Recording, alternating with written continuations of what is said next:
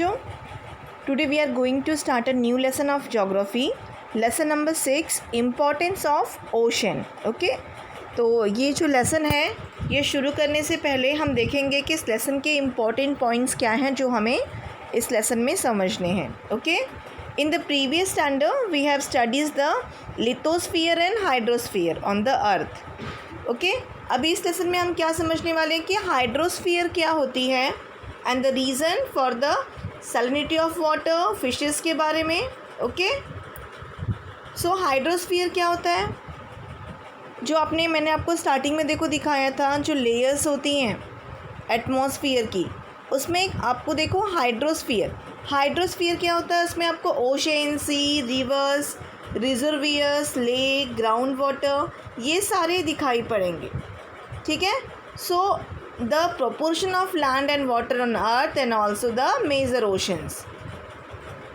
अभी यहाँ देखो आपको दिखाई पड़ेगा कि hydrosphere included all the water bodies that exist on the earth and this cover all the oceans, seas, rivers and their tributaries, lakes, reservoirs and also ground water. Okay, तो इसमें देखो, ये देखो आपको पिक्चर्स में भी दिखाई पड़ रहा होगा, इसमें आपको ओशंस दिखाई पड़ेंगे, सी दिखाई पड़ेगा, हाइड्रोस्फीयर में इंक्लूडेड है, रिवर दिख रहा है, लेक दिख रहा है, रिजर्वोयर दिख रहा है और ग्राउंड वाटर दिख रहा है। तो आपको ओशन तो पता ही है कि ओशन जो होते हैं वो कितने ओशंस हैं टोटल, देर आर 1 2 3 4 5 जो हम लोग बड़े बड़े ओशंस पढ़ते हैं। ठीक है, Pacific, Atlantic, Indian, southern and Arctic. Reverse भी हाइड्रोस्फीयर में इंक्लूडेड होते हैं। ओके, और रिजर्वियर क्या होते हैं, जो मैन मेड होते हैं, जो मैन बनाता है, जैसे आपको यहाँ पे दिखाई पड़ रहा है। और ग्राउंड वाटर जानते हो, अब जब भी बारिश आती है तो बहुत सारा पानी जो है इट इज़ वो जो सरफेस होती है अर्थ की, उसके अंदर जाके जो है वो रुक जाता है, जिसे हम ग्राउंड वाटर कहते हैं। जैसे आपका बोरवेल या आपकी जो वेल वगैरह से हम पानी निकालते हैं तो वो पानी जो है वो सरफेस वाटर ही होता है। अब देखो यहाँ पे आपको दिखाई पड़ेगा ओशंस, आपके पेज नंबर 31 पे oceans and area in square metre. तो सबसे बड़ा देखो आपको दिखाई पड़ेगा पैसिफिक ओशन, ये 16 करोड़ 62 लाख 40,1977 है।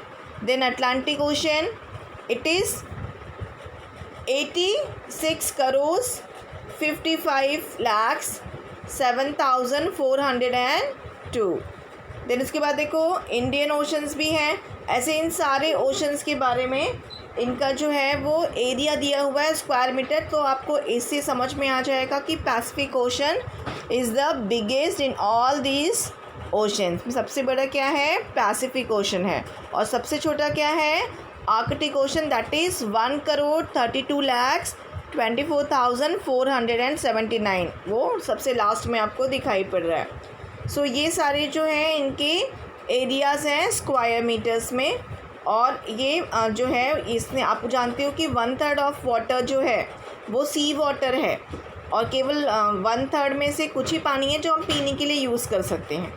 अब यहाँ देखो डू यू नो सेशन आपको दिखाई पड़ेगा सेक्शन, इसमें we always see the living world around us, there is considerable diversity in the living world on land.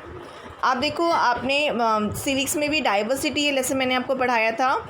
In that lesson you understand this, हम जो लैंड एरिया पे रहते हैं उसमें बहुत सारी डाइवर्सिटीज़ हैं, यानी कास्ट सिस्टम, लैंग्वेजेस का डिफरेंसेस है, लोगों की जो लिंग्विस्टिक है लैंग्वेज उसमें डिफरेंसेस है, और रेशियो में डिफरेंसेस है, और जो मेल फीमेल चाइल्ड उसमें भी आपको डिफरेंसेस दिखाई पड़ेगा। सो ऐसी बहुत सारे डिफरेंसेस है लोगों के कल्चर में, ट्रेडिशन में, इन ऑल दैट जो हमें अलग अलग चीज़ें दिखाई पड़ती है, that is called the diversity. So ये जो डाइवर्सिटी आपको लैंड पे दिखाई पड़ती है, इससे कहीं ज़्यादा डाइवर्सिटी आपको हाइड्रोस्फीयर में दिखाई पड़ेगी, and the living world in the hydrosphere is many times greater than the living world on land and it has a much greater diversities। जैसे आपको यहाँ पे तो अलग अलग दिखाई पड़ेंगे पीपल्स, कल्चर, फेस्टिवल्स, लेकिन अगर आप हाइड्रोस्फीयर में जाओगे तो different types of fishes, sea creature, plants, इसमें आपको बहुत सारी डाइवर्सिटी दिखाई पड़ेगी। So living things in the hydrosphere में आपको diversity according to the comparison to the land area से कंपेयर में ज़्यादा दिखाई पड़ेगी। अभी हमें एक एक्टिविटी करनी है, देखो जो आपके पेज नंबर 32 पे है। In this activity first you use the following ingredient. आपको 1 बाउल ऑफ राइस लेना है, राइस फ्लैक लेना है, पोहे मतलब। आपको थोड़ा सा ऑयल लेना है, एक टोमेटो लेना है, स्मॉल ओनियन लेना है, उसको अच्छे से आपको कट करना है, चिली पाउडर टेस्ट के अनुसार उसमें डालना है, और सारे जो आपने इंग्रेडिएंट उसमें यूज़ किए हैं, मतलब जैसे पोहे बनाते हैं तो टोमेटो, ऑयल, वो सारा आपको उसके अंदर यूज़ कर लेना है। उसको अच्छा सा मिक्सर बनाना है, जैसे कि आपको यहाँ पे दिखाई पड़ रहा है पिक्चर में। So give the mixer to all your friend and ask them to taste it. फिर आपके फ्रेंड को उसको देना है और उसके बाद में टेस्ट करने को बोलना है। उसके थोड़ी देर के बाद में क्या करना है, now add some salt to the mixture and taste it again. फिर उसके बाद में इसमें थोड़ा सा सॉल्ट बाद में डालना है और अगेन उनको टेस्ट करने के लिए देना है। फिर यहाँ पे कुछ क्वेश्चंस दिए हैं, वो क्वेश्चंस के आंसर आपको देने हैं। देखो first question is What differences do you notice in the dish you tasted earlier and later? आप सोच के बताओ अभी क्या डिफरेंसेस दिखाई पड़ेगा आपको, चैट बॉक्स में भी लिख सकते हो आप। सो फर्स्ट जो डिश बनी, जो आपने पोहे बनाए, उसमें सब कुछ डाला बट सॉल्ट नहीं था, इसलिए वो ज़्यादा टेस्टी नहीं लगा। बट जो सेकेंड टाइम था उसमें आप देखो, तो सेकेंड टाइम में उसमें क्या आपने ऐड कर दिया था, you added salt in it, और वो ज़्यादा टेस्टी लगने लगा था। ठीक है, now the second question, what do you think made the dish really tasty? तो उसको टेस्टी किसने बनाया, सॉल्ट ने बनाया। For what other purpose do you use the last ingredient at home? Third question है कि आप सॉल्ट का यूज़ बाकी और कौन कौन सी जगह पे करते हो? तो आप जानते हो सॉल्ट इज़ वेरी यूज़फुल। हम सारे अपने जो मील आइटम बनाते हैं, जो भी खाना बनाते हैं, वो विदाउट सॉल्ट जो है वो इनकम्प्लीट होती है। Discuss the source of ingredient. ठीक है, तो अभी यहाँ पे हम देखेंगे सॉल्ट के बारे में हम पढ़ने वाले हैं। आपको एक और एक्टिविटी करनी है ऐसे ही। यहाँ देखो सेकेंड एक्टिविटी जो है आपकी, इन दिस सेकेंड एक्टिविटी क्या करना है आपको, take some water in a steel dish. आपके पेज नंबर 32 पे आपको फिगर 6.2 मैं पिक्चर में भी दिखा रही हूँ, वीडियो में भी। आपको क्या करना है, इसमें 2 डिश लेनी है, और ये देखो जैसे कि आपको इस वीडियो में दिख रहा है, यहाँ पे हमने 2 डिश ली है। ठीक है, ये देखो यहाँ पे 2 डिश लिया है हमने। अब क्या करना है आपको, take some water in a steel की डिश में आपको 2 डिश लेनी है। इसमें से क्या करना है, उसमें थोड़ा सा पानी लेना है। It is better if the water is from a borewell. अगर बोरवेल का पानी है तो वो ज़्यादा बेटर है। Keep the water in the direct sunlight. आपको क्या करना है, उसको सनलाइट में रख देना है, स्टील के उस प्लेट को। Do not remove the dish until all the water get evaporated. आप जानते हो कि धूप रहेगी तो धूप से क्या होगा, उसका जो पानी है वो एवेपोरेटेड हो जाएगा, मतलब उसकी भाप बन जाएगी। Observe the dish after the water has evaporated completely. What do you see? Taste the substance in the dish, and you must have noticed that after the water evaporated completely, a whitish layer is left in the dish, and if you taste it, you will find that is salty. तो अगर आप देखोगे उसमें से पानी जो है वो जब भी एवेपोरेट हो जाएगा तो उसके अंदर एक वाइट कलर की लेयर बचेगी। अगर आप बोरवेल का वाटर लेोगे, देखो यहाँ पे आपको बोरवेल दिखाई पड़ रही है पिक्चर में, तो वो बोरवेल वो ज़मीन से पानी डायरेक्टली आता है, तो वो जो है वो पानी आपके घर में जो BMC से आता है वो प्योरीफाई होता है। बट ये पानी कैसा होता है, डायरेक्ट आता है, तो उसमें सॉल्टनेस ज़्यादा होती है। तो अगर आप बोरवेल का पानी धूप में रखोगे तो पूरा पानी जो है वो जब भी सन के गर्मी से एवोपरेट हो जाएगा, तो उसके एवोपरेट होने के बाद में उसमें एक लेयर बनेगी वाइट कलर की, and that is salt. So in drinking water the proportion of salt is quite low, and water from ocean and sea has a greater amount of salt, hence it tasted salty। और यही reason है कि हमें जो सी water है वो salty लगता है, क्योंकि उसके अंदर क्या होता है, water from ocean and sea has a greater amount of salt when it is tested salty. अब हमें वो रीज़न फाइंड आउट करना है कि क्यों वो वाटर इतना सॉल्टी लगता है। तो जैसा कि आपको वीडियो में दिखाई पड़ रहा है, देखो, remains of the dead aquatic creature. आप जानते हो कि इसके अंदर सी के अंदर बहुत सारे जो सी क्रिएचर होते हैं एक्वाटिक, वो जब भी डेड हो जाते हैं तो उनकी जो बॉडीज़ है, उनके डेड होने के बाद में उसकी बॉडीज़ की वजह से sediments from eroded lands, trees and dead remains, इसकी वजह से भी क्या होता है, सी वाटर का जो सॉल्टीनेस है वो बढ़ता जाता है। ओके, तो there is a abundant aquatic life in the ocean, from the microscopic plankton to huge whales. Different types of living things are found in the ocean. जैसे कि आपको देखो पिक्चर में दिखाई पड़ रहा है। Once they die, their remains accumulate in ocean. और जब भी वो मरते हैं तो ये सारी चीज़ें उस वाटर में क्या हो जाती हैं, accumulate हो जाती हैं। ओके, और इसकी वजह से उसका सॉल्टनेस बढ़ता है। ठीक है, और सेम रीज़न देखो, जैसे ऑल रिवर्स है, आप जानते हो all rivers flowing from mountain और hilly areas and they finally meet the ocean. तो sediments from the eroded lands, trees and bushes flowing with the water, dead remains etcetera into the ocean with this river water. तो इस flowing river के साथ में क्या होता है, जो माउंटेन और हिल एरिया से आती हैं उसके साथ में जो भी लैंड के ट्रीज़ हैं, बुशेज़ हैं, जो वाटर, जो डेड रिमेन्स हैं, वो सारा भी एंटर करता है ओशन में और वो भी उसके सॉल्टीनेस को बढ़ा देता है। उसके बाद in both the above process the dead remains decompose releasing various minerals and salt in the ocean water. तो ये सारा जो प्लांट्स हैं, जो डेड बॉडीज़ हैं, वो सब क्या होती हैं, वो डीकम्पोज होती हैं और इससे बहुत सारे मिनरल्स मिलते हैं और सॉल्टनेस बढ़ता है। अब देखो, आपको पिक्चर में वॉल्केनिक पता है, वॉल्केनो पता ही आपको, तो वॉल्केनिक इरप्शन भी हमेशा होता रहता है and volcanic eruption occur on land also and sea also. Similarly volcanic eruption take place in the ocean as well. See page number 6, figure number 6.3. So during the volcanic eruption, different mineral, ashes, salt and gases are added to the water. देखो आपको दो picture दिखाई पड़ रही है। एक में जब भी वो वॉल्केनिक इरप्शन होता है तो बहुत सारा धुआं उठता है और इसके साथ में जब वो, क्योंकि वो सी वाटर के अंदर होता है, तो जब भी वो इरप्शन होता है तो different type of minerals, ashes, salt and gases water में ऐड हो जाती हैं and this increase the level of salt and minerals in ocean water. So due to the continuous evaporation of oceanic water the proportion of salt increases. ये एक अलग reason है। यहाँ देखो आपको पिक्चर में दिख रहा है, आप देखते हो कि जो सन रेज़ होती हैं उससे कंटिन्यूस इवेपोरेशन होता रहता है, यानी पानी की भाप बनती रहती है और ये भी एक बहुत मेजर रीज़न है सॉल्ट का बढ़ने का। क्योंकि आप देखो, एक सिंपल आप जो है वो एक्सपेरिमेंट कर सकते हो।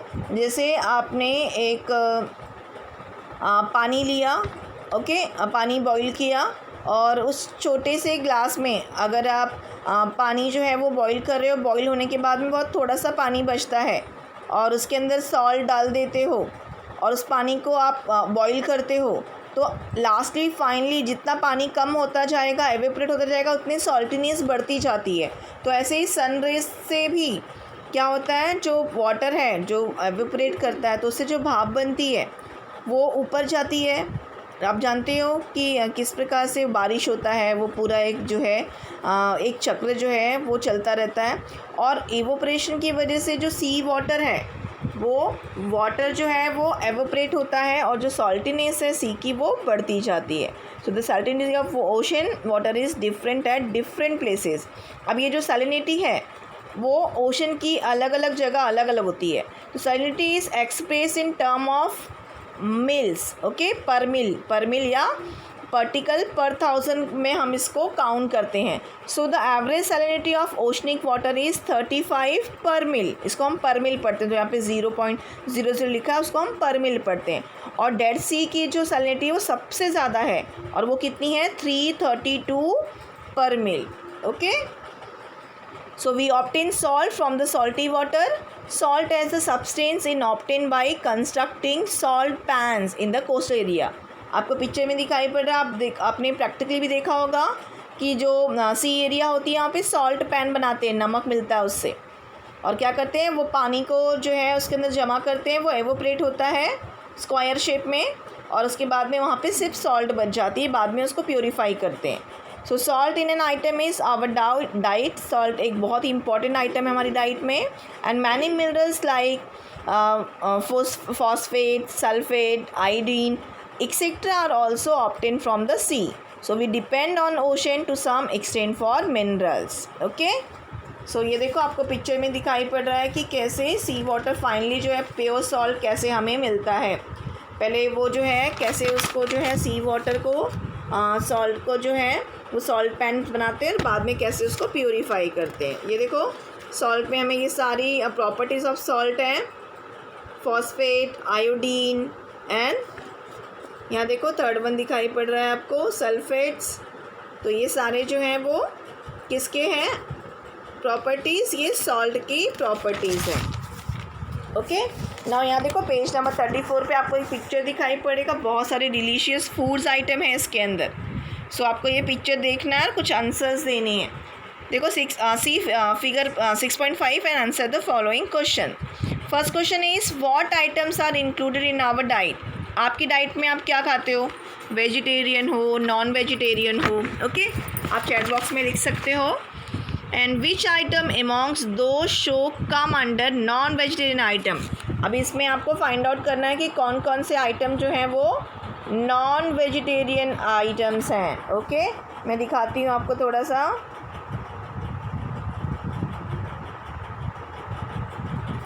यहाँ देखो नॉन वेजिटेरियन आइटम जो होगा वो आपको पिक्चर में थोड़ा सा जो है वो पिक्चर वीडियो में आपको मैं थोड़ा सा हिला के दिखाती हूँ। एंड सो इट ऑल्सो जो वेजिटेरियन है, कुछ लोग वेजिटेरियन होते हैं, कुछ लोग नॉन वेजिटेरियन होते हैं। सेकंड क्वेश्चन इसमें से नॉन वेजिटेरियन आइटम आपको क्या करना है, सिलेक्ट करना है। ठीक है, तो इसमें से नॉन वेजिटेरियन आइटम कौन कौन सा है आपको फाइंड आउट कर पा रहे हो आप। Okay, very good. देखो यहाँ पे मटन करी दिखाई पड़ रहा है आपको, फ़िश फ्राई दिखा रहा है। ये देखो थोड़ा सा पिक्चर हिल रहा है, आपको उससे देखना है कि ये सारे नॉन वेजिटेरियन आइटम हैं। ये देखो 1 2 3 4। ओके, नाउ थर्ड क्वेश्चन क्या है, देखो which of these are prepare from aquatic creature. Aquatic creature से कौन कौन से आइटम बने हैं, तो वो फ़िश वाले सारे आइटम जो है वो एक्वेटिक क्रिएचर से बने होते हैं। ठीक है, तो जो प्रॉन फ्राई दिखाई पड़ रही है आपको वो एक्वेटिक क्रिएचर से बनी होती है, फ़िश से बना हुआ होता है। ठीक है, so many of us include fish in our diet and we get fish from river, lakes and seas. The proportion of fish in seas is much greater than of those in river and lakes. हमें river lake से ज़्यादा fishes कहाँ मिलती हैं, सी water में मिलती हैं। And catching marine animal is a large scale activity in the world over. It is one of the ancient occupation of human beings. मछली पकड़ना बहुत पुराना ऑक्यूपेशन है।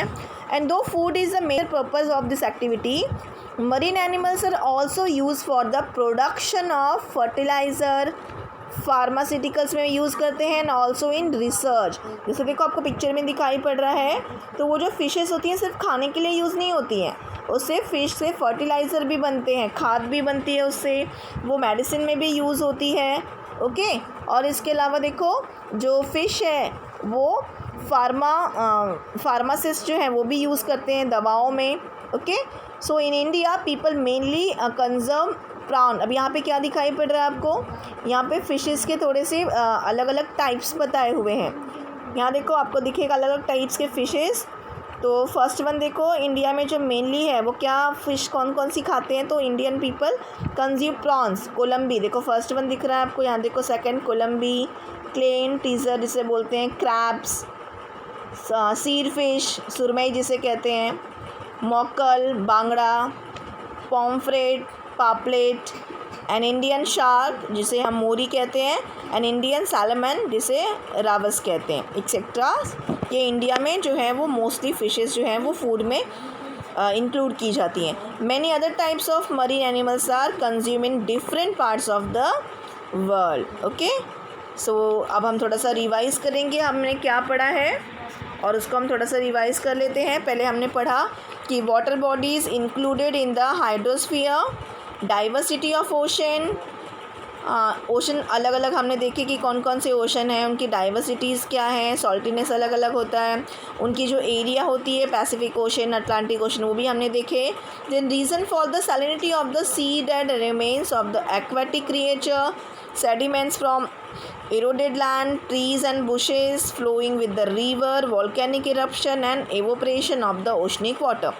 फिर हमने देखा कि जो सी होते हैं उसकी सैलिनिटी कैसे, उसके अंदर नमक जो है वो कहाँ से आता है और वो सॉल्टी कैसे बनता है। तो जो भी डेड रिमेन्स होते हैं, एक्वेटिक क्रिएचर जो उसमें मर जाते हैं, जो प्लांट्स होते हैं, जो अदर जो रिवर्स उसके अंदर जाके मिलती हैं, वो अपने साथ में जो ट्रीज़ बुशेस लेकर आती हैं, तो ये सारे डेड जो है, डेड प्लांट्स हैं, डेड एनिमल्स हैं, वो कंपोज होते हैं और उनके कंपोज के साथ में बहुत सारे मिनरल्स और सॉल्ट वाटर में इंक्लूड हो जाते हैं। हमने ये भी देखा कि वॉल्केनिक इरप्शन के टाइम भी क्या होता है, वॉल्केनिक इरप्शन से भी बहुत सारे मिनरल्स और सॉल्ट जो हैं वो सी वाटर में मिल जाते हैं।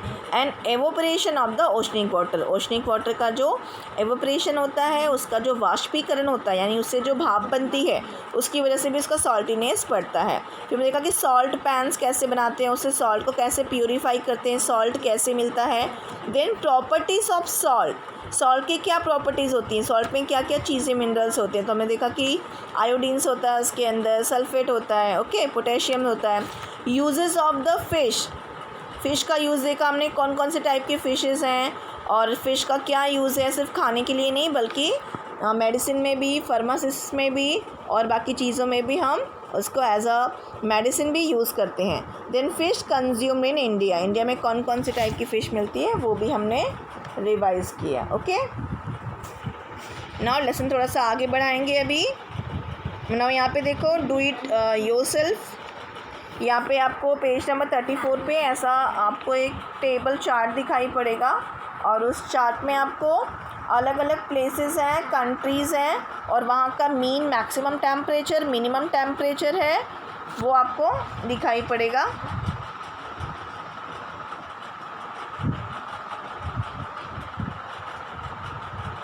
थोड़ा सा वीडियो पॉज करके मैं आपको दिखाती हूँ टेबल। ओके,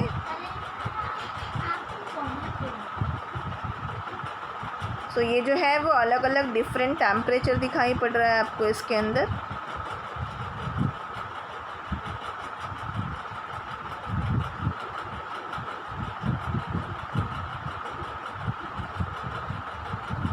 मैं आपको वो टेबल दिखाती हूँ।